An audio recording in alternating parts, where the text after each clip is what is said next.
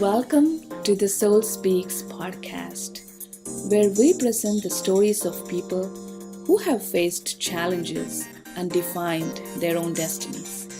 Each inspiring episode shares the struggles and sacrifices of people on their life adventures and the entertaining lessons that they have learned. Join us now to be part of their journey with your host, Hari Priya.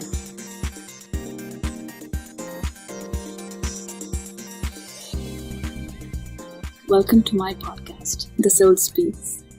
Today I'm here with my neighbor, Michele, and I'm going to talk to her about her life journey and ask her how life has been so far. Hi, Michele. Welcome to my show. Hi, Hari. Thanks for having me. Sure. So Michele is a 50-year-old single mother who moved from New York to Seattle. And the reason why I have Michele on my show is she is a wonderful and fearless woman.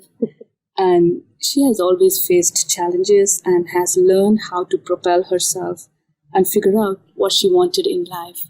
And the most inspiring aspect of Michele's life for me is she's now 52 and 53. I'm here. 53, yeah. Thank you. And I'm here at Michele's school. So she is pursuing her Occupational Therapy course at Lake Washington Institute of Technology. So we're going to talk about that and her life in general, on how it has been being a single mom in the United States and what motivated her to come to school at the age of 53. All right, Michele, let's start. Tell me about a background a little bit and how it's been so far. Sure. Thank you so much for that lovely introduction. Sure. A little bit about my background. I was born in New York. Mm-hmm. Both my parents are Jewish, Hungarian, and they are both survivors of the Holocaust. Uh-huh. They were able to get out and ended up living in Israel for many years. They met in Israel and then married in Israel, and then they came to New York, where I was born, and I lived in New York until I was 39 years old. Mm-hmm. My parents were not well off. We were just kind of, I guess I would say, maybe lower middle class. I mean, we had all the basics. We didn't have any bells or whistles. My parents rented an apartment. Mm-hmm. I did go to a private Hebrew school. My parents got divorced when I was about 15 and a half. Mm-hmm. And I ended up leaving home to go to a boarding school in Israel because I didn't want to make the choice of living with my mother or my father at the time. Oh, okay. So you went to Israel from the United States when you were 15. When I was like 15 and a half from basically when I started 11th grade. So I did 11th grade and 12th grade in Israel. I didn't know about that. Yeah. And it was a good experience. Educationally, it was not anything really special. Mm-hmm. I didn't get much of a academic education being there. Mm-hmm. I mean, I got my high school diploma, but that was about it. It was a time when most people were looking into colleges and what they were going to do after high school, and I had no resources, and my parents were not college educated. Mm-hmm. They were basically just survivors after the war, and they just worked. They didn't have businesses or anything like that. So education and academics were not really encouraged. Being in the United States, like going to Israel at 15, why did you choose to go there? My father had 4 sisters living there, and they had children, and I had a lot of cousins. Okay. And I was familiar with Israel. We would travel, in the summers. Okay. And I spoke Hebrew. So okay. I think I just wanted to get away. Mm-hmm. I didn't want to have to choose whether to live with my mother or my father at the time. Stay away from the trauma. Yeah. And then when did you come back? So I came back in 1984. Mm-hmm. And again, all my friends were already enrolled in college. Yeah. And I was completely clueless because there was no guidance there. My parents didn't encourage it, encourage an education. Yeah. And so I really had no idea what I was doing or where I was going. When I got back from Israel, I basically didn't really have a place to live. So I basically had to either live with my dad. Mm-hmm. My mom had taken a 1-bedroom apartment so I really couldn't live with her. So I ended up living with my dad for a while, and then I ended up living with my sister, and I right away started to work because I didn't know what else to do. So I started working at like 17 and a half or 18. Mm-hmm.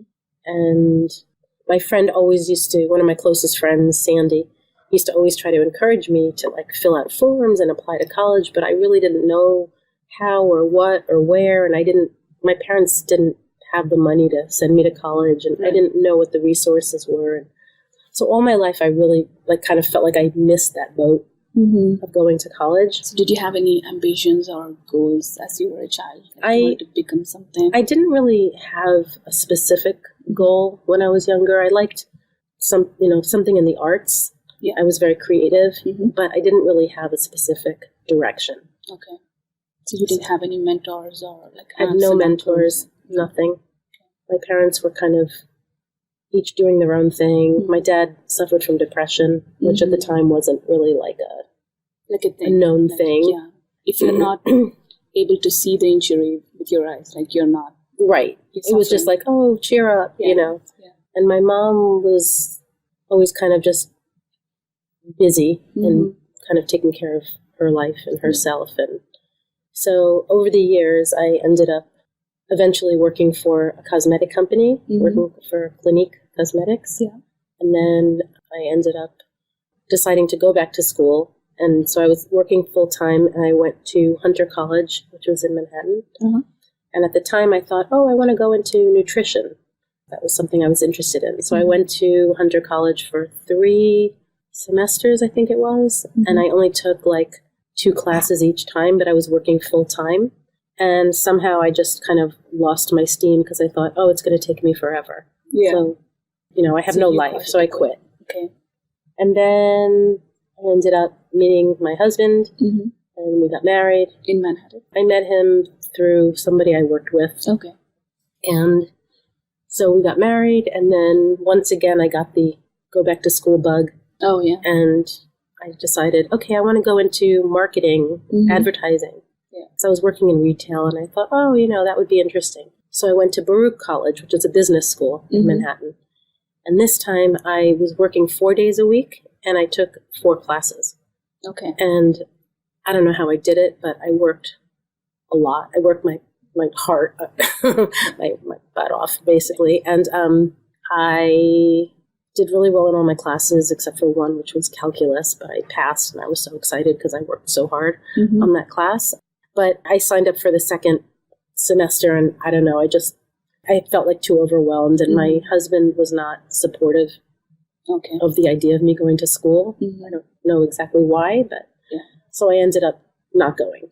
Okay. And then I think it was about 4 years later, after I had my daughter, I decided to go back to school once again. And this time I went to Brooklyn College, and I decided, I think I want to go into speech therapy. Okay. Just because I thought I like language, and I really didn't know anything about speech therapy. Yeah. So I went to 1 quarter or 1 semester, and then I think I ended up having my son, and then that was that. My husband and I got a divorce. I left him. It wasn't a good marriage. I moved to Seattle from New York with my 2 children. My daughter was 9, and my son was 4. And I moved here. My sister lived here, but she was busy with her own life and her family. Yeah. And so I lived here, and I worked for Clinique Cosmetics and basically raised my kids on my own. And then now that they're older, my son is a senior in high school and my daughter's a senior in college. And now I felt like this was the time for me to go back, focus on me and go back to school. It's very inspiring that, you kept thinking about it. You didn't call it a quit, the whole idea. I mean, you quit the college a couple of times, but that idea still held on to you. So what are you doing now currently? So I know you're doing occupational therapy, but could you tell us a bit about what it is? Oh, so I decided, it's been kind of an interesting journey. I'll just give you a little backstory. So I worked for Clinique for 24 years, starting in New York at Bloomingdale's, then at Saks Fifth Avenue, and then here in the Pacific Northwest, I worked at Nordstrom. Yeah. And I really wanted to get out of retail. I loved what I did, but I just didn't feel challenged. I needed more intellectual stimulation. Mm-hmm.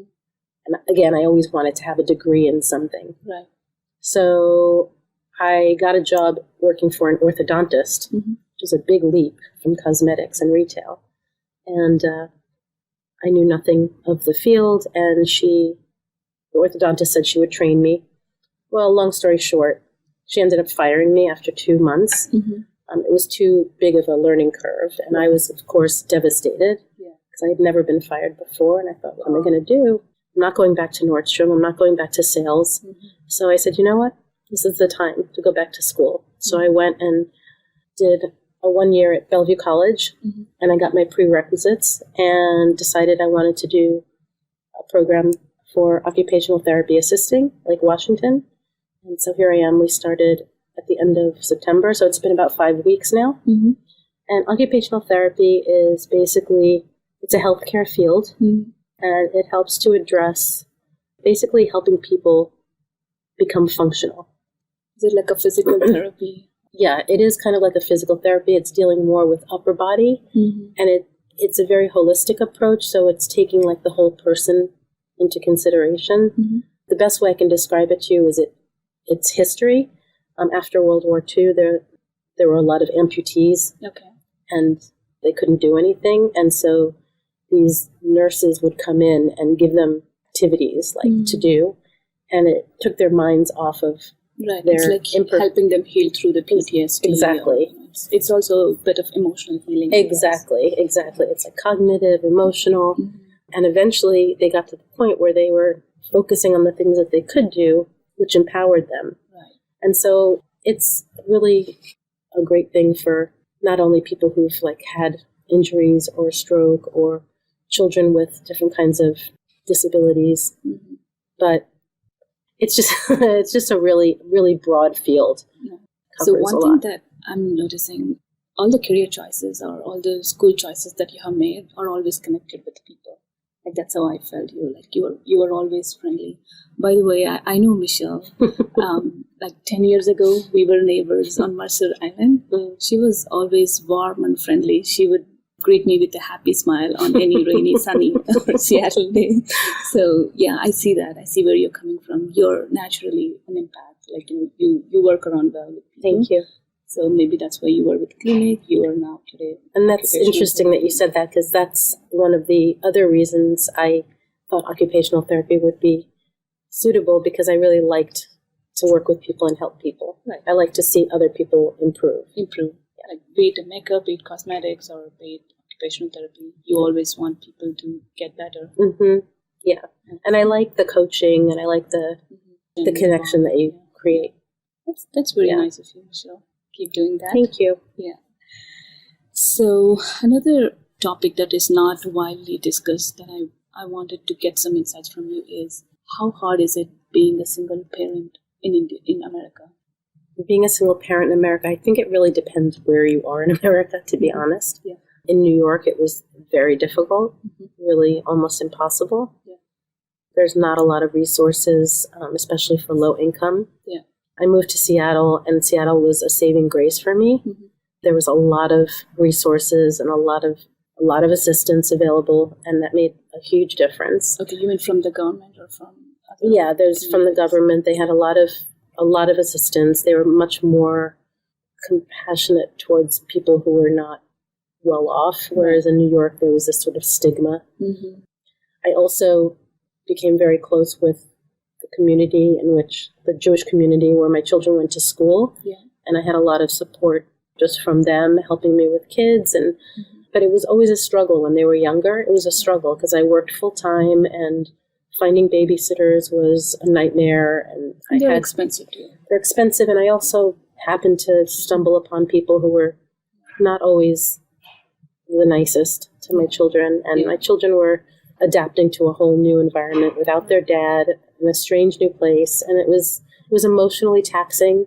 And I had to work, and so much of my time was spent devoted to my job, and I was lucky that I was able to work around their school schedule, which was not something that I could have done in New York. I remember you being always busy, like always hustling back and forth. I think with work. Even the weekends were, I think you were working. Yeah, the thing most of the weekends. about being a single parent is like everything falls on you. Everything. I mean, you don't even realize. Sometimes women will say, "Oh, my husband is away. I feel like I'm a single person," but they're not taking into account like having to worry about the finances, having to pay the bills, having to do the shopping, having to transport the food, having to take the kids to activities, having to, laundry, cooking. There's not a lot of time for like downtime for like just simple it's enjoyment. Like 24/7. Yeah. It's you and for the kids. Yeah. So you're also a pet parent. You have 2 cats. So that will thankfully keep you the cats are easier than kids, but yeah. Yeah, but what I'm saying is you are doing a 2-people job. Yeah. Being a single parent, I think it's any single parent. Yeah, I think I definitely have had my meltdowns. I think what I could recommend to people is that you have to realize that you can't do it all and that you could just do what you can do. Mm-hmm. Don't set your standards too high as far as like having your house looking a certain way or dinners. Honestly, kids don't care. Honestly, the most important thing is just spend time with your kids, quality time, even if it's a little bit, but just give them undivided attention throughout the day, whether it's before bed or in the morning, or find little time pieces of the day where you can really just focus on them. Yeah, that's again something that we take it for granted lately because we depend too much on gadgets. Mm-hmm. So we think that, I've got my kid the best phone, the best gadget, so he doesn't need my time. But what I've been learning from people or reading from books is they need that one-on-one human connection. Absolutely. Absolutely. They need to be recognized, and they need that. My son, for example, he used to act out a lot because he was 4 years old and, I wasn't around a lot. And he used to act out. And when I took him to therapy, the therapist said, he's trying so hard to get attention that even negative attention is better than no attention. So he worked with me on like play therapy and spending a little bit of time just commenting on things that he's doing and responding and reacting and being conscious about parenting. Yeah. Like, I know you had a very stressful, like you didn't have enough time barely for yourself. So it's hard to focus on the kids and taking care of them. Mm-hmm. I think it's really important. Mm-hmm. I think another thing is also if people are willing to help, then get help. Yeah. Because I think in the beginning it was really hard for me to accept help. Yeah. Because I wanted to just do it all and be like, no, that's fine. Right. But then I got to the point where I was like, no, I actually do need help. Yeah. And it's okay. It's okay to ask for help. Right. Yeah. How are kids doing now after all this? How old is Gabby now? Gabby is 22 and she did a gap year after high school. She spent a year in Israel at a seminary, and then she is presently in her senior year at Brandeis University. Very proud of her. She's a great girl, and she's got it together, even though she would probably say otherwise. Yeah, she's into music as well. She's into music. She likes to sing. She likes to play piano, and she's definitely creative. She's a good writer. She's very compassionate. She wants to go into school, psychology, and be an advocate for children who have disabilities or have, learning issues, and she wants to be a mediator between the teachers and the parents and help support the child. Yeah. My son is 17 and he's a senior in high school, and he's also working at a restaurant called Homegrown. Oh, I've been to Homegrown. Yeah. Is it in Bellevue? They might have one in Bellevue. There's one on Mercer Island. Wow. And I like that. I'm proud of him that he's working. He loves to be able to have that sense of independence, make his own money. And I think that the structure is good for him. I think it enables him to be more motivated for school, for self-care. Right. And, And how does kids see you coming to college now? Are they supportive of it? Are they proud of you? They're very supportive. My daughter is very proud. She always says that she thinks I'm a better student than she is because I'm so dedicated. And my son doesn't say much, but I'm hoping that he sees the effort that I'm putting into it and realizes that he's capable as well. Like I'm trying to be sort of a role model for him. You definitely are. Like you said, like he might be a teenager now. Like he will definitely see what you have done to him.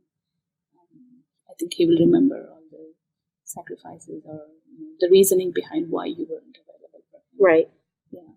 So if you have to do it all over again, what is something that you would improve upon yourself, or for people like me, or for people who are doing it now? Like, I have young children, So what is a bit of advice that you can give to us? Paying attention is definitely... I think if I could do it all over again, I would certainly have paid more. Oftentimes, our first child is the child that, every step they take is like, it's oh, precious, wow. Yeah. And then when you have 2 or 3 or more, you're just kind of like, oh, yeah, they'll figure it out. And I know it's going to be different, but I do regret not having enough time to focus on my son. And it wasn't because I didn't want to, it was just circumstantial. Right. And I think if I was just to give advice, I would,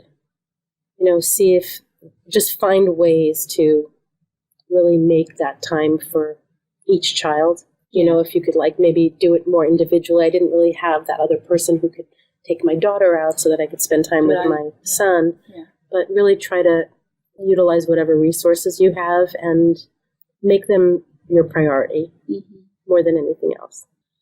I think that's really important because we often, like you said, we often think like the first child, we always prioritize him or her over the second kid. So we expect them to be the mentor of the second kid, but the second kid always needs the parent. The primary attention. They feel if the sibling is taking care, it's always secondary attention. Yeah. I guess it is very common. My daughter felt a lot of pressure though, because I wouldn't be in the house, and she kind of had to take over the mommy role. Yeah. So in a way, it's good, but sometimes my son says, "Stop being my mother," Yeah. I see that you also love to do a lot of travel. So have you been to Guatemala recently? I think I've seen some pictures. Yeah.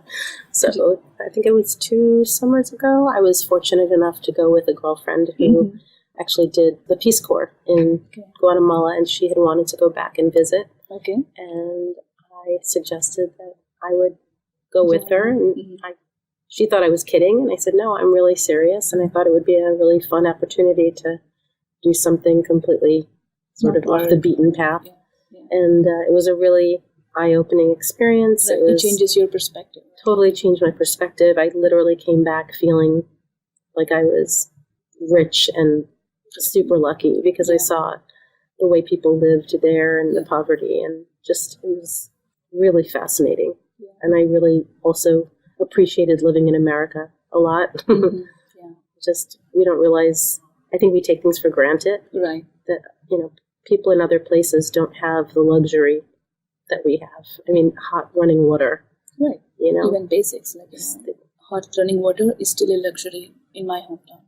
Like many of the things, like, transportation, accessories, gadgets, everything have to be hard earned when I was a kid. Whereas for my kids, it's there. Like, they have always a few extra than they always need. So sometimes I feel like they're not being empathetic because they don't know the value of things. Right. No matter how many documentaries you show them, how many stories you tell them, how many of your past experiences you share, it's not enough. They just don't get it, probably. I'm thinking to have them travel to these places and have them experience for themselves. Yeah, absolutely. I have a friend who is she's from South Africa, and her son just went on a program to South Africa, and he came back feeling pretty empowered by that as well, because I think they were helping build schools and do stuff. Yeah, they see the problems for real. Yeah. Like, not worrying about phone not working. Right. At its optimum percentage. Right. Not having the best laptop, or not having the latest phone. Exactly. Not having the best model car. Right. So, I think that travel really changes your perspective. Absolutely. I think it's really important. Yeah. So, how do you manage, or how do you prioritize, given your kids' work and now the school? How do you solve this? How do I everyday manage my life? Yeah. I think because I'm so driven and so motivated, because I feel like I'm finally living out this dream on my bucket list, to get an education, to get a degree, to be in a field that's really respected and a growing field. So I just feel so privileged to be able to be in school that I don't want to take it for granted. And so I'm very, very focused, very dedicated, and I've had to just learn to really prioritize, what's really important, what's not important, make sure there's food in the house, make sure I'm in touch with my son, make sure things are getting done, bills are being paid, just, really keeping at the forefront my goal, my education. Mm-hmm. I don't think I could have done this when they were younger because it required too much distraction and it would have been too much. I would not have been able to focus the way I can now. But thankfully, my son is more independent. He likes to eat out anyway, even when I cook. He's at that age where he wants to order out and be with his friends. And my daughter's always trying to work when she was in college so that she doesn't have to rely on me so much financially. And so I think that it's just a matter of prioritizing and being motivated. Yeah. So taking good care of yourself, I think, is super important. Keeping yourself healthy. You have a vegetable juice. I have a vegetable juice, and I just ate a big salad. Yeah, trying to keep healthy. Yeah. I think as women, we often try to keep our health. We let ourselves take a backseat when it comes to health. Absolutely. So that's something that I'm learning for myself, that you can't pour from an empty cup. Absolutely. Because I come from a culture where woman does everything and she eats or she gets the rest the last. My mom or my aunts, have always seen growing up where it's okay for women to not take care of her health. Her job is to make sure everyone around her is good, happy, and healthy. Mm-hmm. But now things have changed. Things are improving. Where there are so many campaigns that are happening where they are empowering women to keep their health in check. Absolutely. Yeah. I mean, women are really the source, the fuel, the light of the home and everything. And if we can't set an example and provide, then nobody else is going to do that. Yeah, nobody else is going to do it. Yeah. How old is your mom now? How does she feel about you? I think my mom's really proud. She's 82. She just moved she just moved out of her house and into an independent living situation. And she's busy trying to get herself, resettled. But I think overall she's very proud. I just wanted to talk to you and see, I always look at your life from a distance. I know that you're a single mom. I know that you're going to college. Whenever I call you, you keep saying me things that inspire me. So I thought, sharing your story will help other women or men who thinks it's too late. Absolutely. I think that the bottom line is that, if you have a dream, if you have a desire, don't think that just because you're getting older that, you're all washed up. There's always another chance. You can always try. There's always a future. Always look forward. There's always the best is yet to come. Yeah, that's a hard one, Michelle. When life is trying to set you back with failures, in overcoming the challenge, especially when you don't have a partner to share or to bring you up, not having enough family or friend support. How do you do it? It's all you. I feel you are one strong, empowered woman. You can do it all. You can push yourself up, no matter what. I think because coming from? I think because I don't know, I look out onto the world and I think, wow, there's so much that can be done. There's so many options. There's so much out there. And I find it exciting. Mm-hmm. And I want to sort of be a part of that. And, we only have one life. And I value, the time that I have here. Mm-hmm. And I just feel you know what? As long as I'm breathing and above the ground, I want to just keep, reaching for. Yeah. Don't let the age number stop. Yeah. I mean, there are times when I think, my brain isn't strong enough. It's not as resilient as it used to be, but I'm trying to do a lot of self-talk. Yeah. And say, you know what?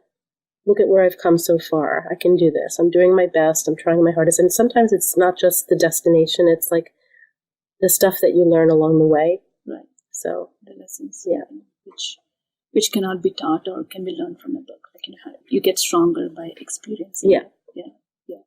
So there comes an end to today's episode with Michelle, my very good old friend, mentor. Thank you. And a sister-like person. Love you, Hari. Yeah, I love you too.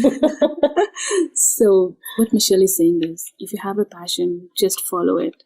And do not even worry that it's too late in the game or you're too old or if that's something that, people would laugh at.